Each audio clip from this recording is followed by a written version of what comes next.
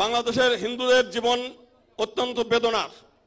1947 সালে হিন্দু এবং মুসলিমের ভিত্তিতে দ্বিজাতি তত্ত্বের ভিত্তিতে ভারত ভাগ হওয়ার পরে আমরা এই ভূখণ্ডের মানুষ সংখ্যালঘু হিসেবে গণ্য হয়েছি। একসময় আমাদের 72টি সিট ছিল পার্লামেন্টে। আপনারা জানেন যে আওয়ামী লীগ যেদিন গঠন হয় আমরা যাদের দ্বারা প্রতারিত হয়েছি, যাদেরকে আমরা ভোট দিয়েছি তাদের দ্বারা প্রতারিত হয়েছি।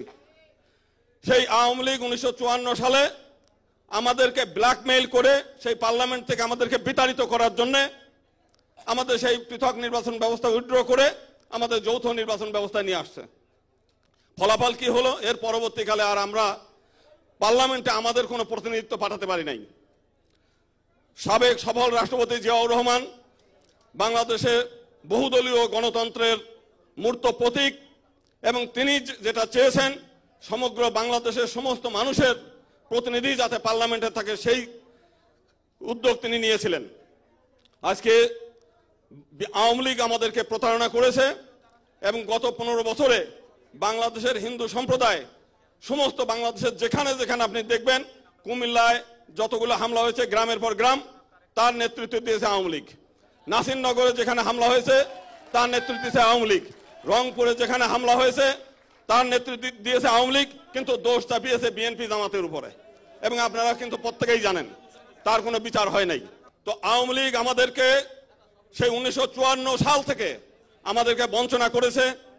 আমাদের সম্পত্তি শত্রু সম্পত্তি করেছে আওয়ামী লীগ। রমনা কালী মন্দির ভেঙেছে আওয়ামী লীগ। সারা বাংলাদেশে যতগুলো হিন্দু সম্প্রদায়ের বাড়ি ঘরে হামলা হয়েছে প্রত্যেকের নেতৃত্ব দিয়েছে আওয়ামী লীগ, কিন্তু দোষ চাপিয়েছে বিএনপির উপরে। আমরা সেই বিষয়গুলো আমরা জানি এবং আমরা চাইব আগামী দিনে তারেক রহমানের নেতৃত্বে সরকার গঠনের পরে এই আওয়ামী লীগের যে কুকীর্তি সেই কুকীর্তি যারা করেছে সেইগুলোর বিচারের কাঠগড়ায় তাদেরকে দাঁড় করাতে হবে।